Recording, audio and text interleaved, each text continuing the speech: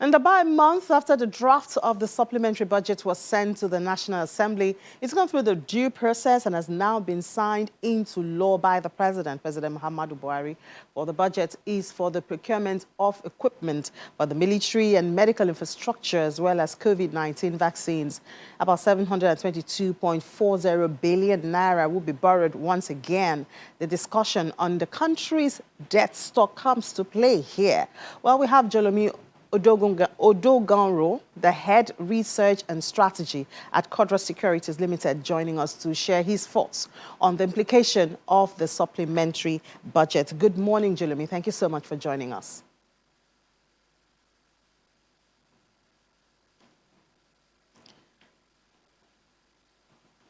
All right. Do we have Jolomi there? Yes. Okay, all right, cool. So the president recently passed the supplementary budget into law, which shows that about 722.40 billion would be borrowed.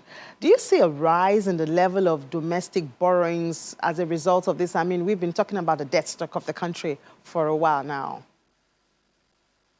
Yes. Looking at the supplementary budget, what was passed was about 895.84 billion to be apportioned across purchase of COVID-19 vaccines. About 84 billion was apportioned to that, for 41 billion for salaries and other health-related expenditure, around 48 billion for recurrent expenditure on defense and security, while 722.4 billion was also apportioned for capital expenditure on defense and security. Now, looking at the sourcing of the financing for this, we have an existing World Bank loan where we expect to get about $113.2 million. And borrowings from also the Special Reserve Levy account of about 135 billion naira, where we now expect about 722.53 billion to be borrowed domestically. So looking at the domestic borrowing stock we had for the year, what we expected to borrow domestically based on the budget was around 2.34 trillion naira. So if you add the 722 billion, that brings us to around 3.6 trillion naira. So looking at the domestic debt stock and what we borrowed so far in the year, I mean, based on the original number of 2.34 trillion, we had borrowed, let's say, around 67% of that as of the end of June. But adding this in and looking at where the borrowings are going to be for the rest of the year, we expect the borrowing levels to settle at around 130 billion monthly. However, you also have to take into account the January 2022 bond maturing, which is around 605 billion naira, which is going to be refinanced. And taking that into context, we expect monthly borrowings at the run rate to be around 250 billion, which is quite significant. And which is quite significant, and obviously increases the overall debt stock or debt borrowings, debt instruments that will be issued over the rest of the year. So should we be worried? I mean, a lot of analysts have said it's not really a problem about the borrowing. It's actually what it's used for. And when we see the proposed use of this, COVID-19 is a global pandemic and the health sector actually needs fund. And of course, security has hampered a lot of economic activities. So these are necessities. Should we be worried, or are we just on the right track with this supplementary budget, hoping that the impact of the supplementary budget will also take care of, this issue of the debt and the rising debt stock? So looking at the supplementary budget now and looking at the uses, one of the reasons that you tend to have a lot of worry when you have such an increasing debt stock is about whether or not it's being used for productive, or rather the uses for things that will produce or productive means. So basically, if you spend and it generates no income or financing that you're going to use to service the debt over time, it's problematic. However, like you rightly mentioned, if you look at the uses of this financing, I would say that it's going to overall improve economic activities, we've had a lot of issues around insecurity in the country that is obviously affecting food inflation and other economic activities.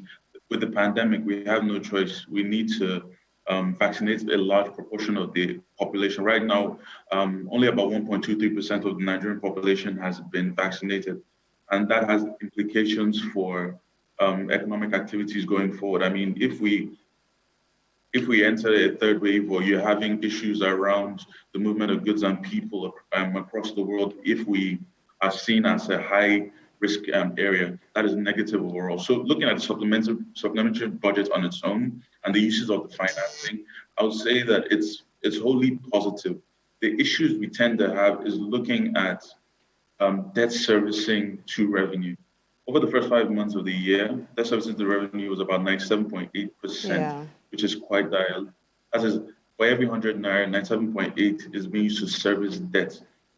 There can be no development if that is the use of all financing that comes in. So that is the real worry. However, looking at supplementary, like I mentioned, it's wholly. I would say this is a positive step. All right. So we hope that we can improve our revenue. So at least that worry about the debt to revenue would, not really be there. But given that the supplementary budget would widen the fiscal deficit for the rest of the year, what impacts do you think it would have on the fixed income market? I mean, it's quite an interesting one. So we've seen yields rise significantly during the year and now sort of tapered off and sort of leveled out. And we had reasons why we believe this had happened. You had basically the government trying to raise a significant amount of money through securitization of the ways and means balance, which obviously prompted them trying to have yields at a certain level.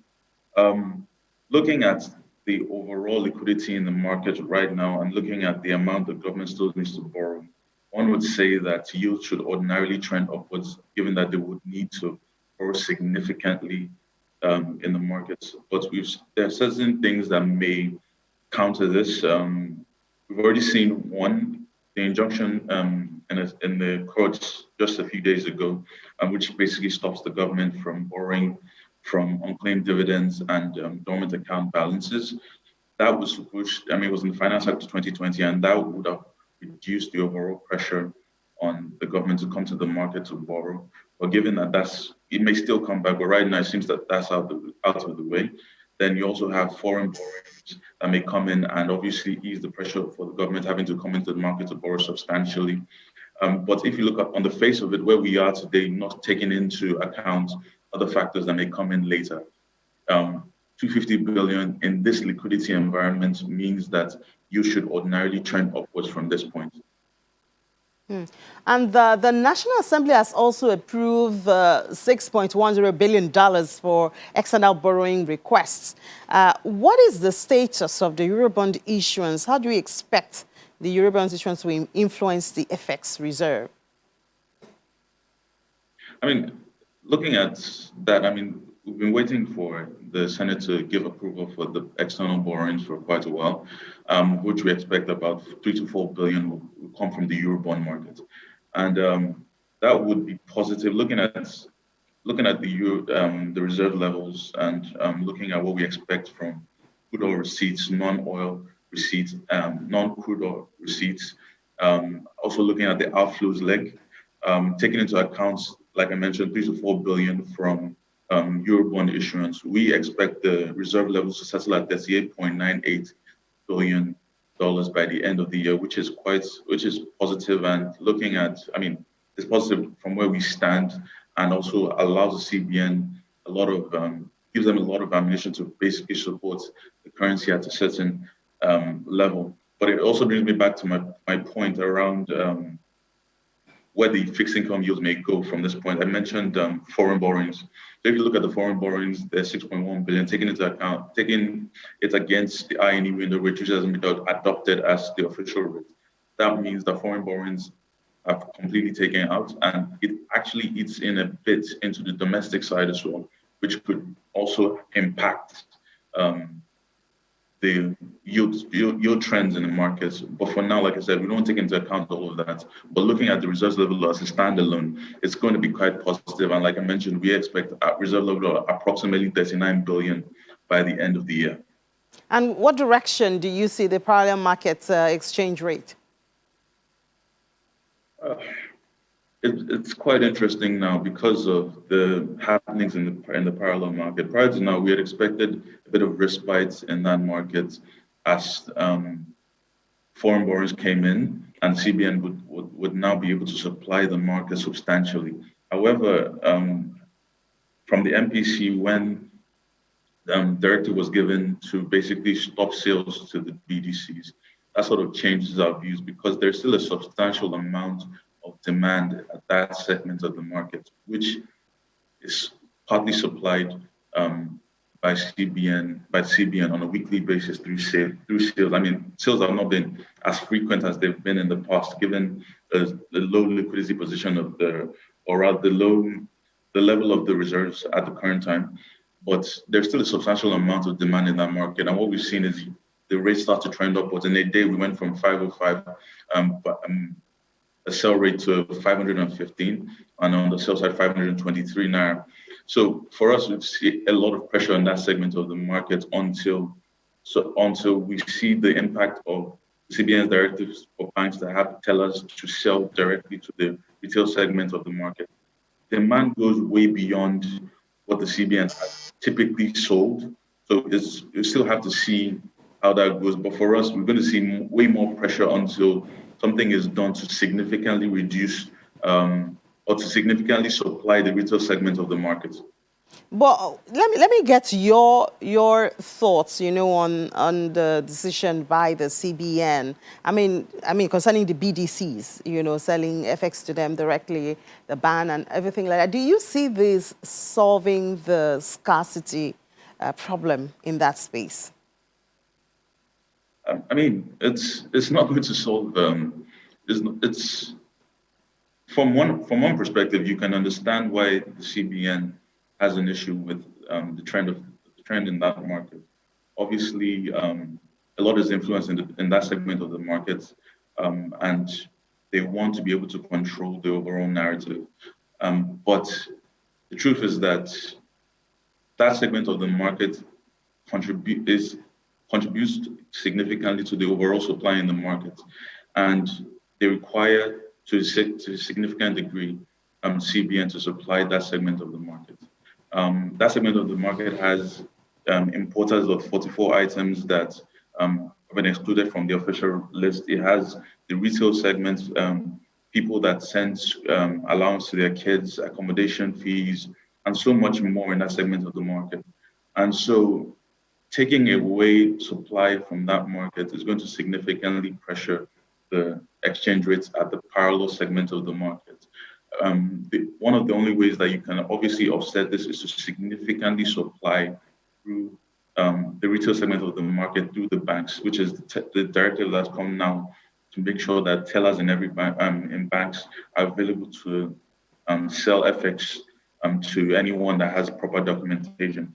But what we've had in prior to now is there are limits on what can be obtained through those through the official channels for PTA, BTA, and the likes. So the CBN would have to look at this to ensure that it significantly supplies the segment of that market that would ordinarily have gone to the BDCs through the official window now. It's going to be a tricky one. It's going to be balancing act, but we do expect that the CBN is going to have to bring the BDCs back to the table. Yeah, well, because I was going to ask you that, because I mean this is actually not the first time, anyways, that the BDCs have been. Yeah, in 2016, the exact same thing happened. So we do expect that eventually the CBN will bring the BDCs back to the table. It is really about putting more controls in place in that segment of the market to ensure that utilization of funds is in line with what the CBN directives. All right, so given the outlook of inflation and growth, with considerations of the decision from the MPC, where do you see the monetary policy rate by year end? For us, we've always taken, we took the view of the MPC, or rather the statement by the MPC that they wanted to see the effects of the policies already put in place really permeate the economy, and we took that as face value. And given that and our expectations for growth, we forecast growth to settle at 2.63% year on year for the full year, while inflation should downtrend in the year, primarily due to the base effect. We're forecasting about 15.63% year on year by December. And I note again, it's primarily due to the base effect. We don't expect a significant change in the overall nominal level of prices in the market. But if you take into context where we expect growth at the end of the year, as well as the downtrend in inflation, we believe that the MPC may look at those factors or those macroeconomic indicators and then decide to make policy action at the last meeting for the year. The November meeting. At that meeting, we're expecting that the MPC will choose to increase the MPR by 50 basis points. Okay, so so you're predicting that by the next one, which is in September, there will still be a whole decision? Is that what you're forecasting? Yes. Okay. Yes, there will still be a whole, but we'll still need to see the effects permeate the economy, and growth figures may just be ramping up. So they want to see the growth and the inflation be in a positive trend, at least for one more meeting, which will see them past September. Okay. All right. So we'll be looking forward to that. And then we'll see if your prediction comes true. Thank you so much, Jolomi Odoganro. Could you help me pronounce your name? It's Odonhanro. Odonhanro. Thank you so much for joining us this morning, Jolomi Odonhanro, for sharing your thoughts with us. And enjoy the rest of your day. Thank you.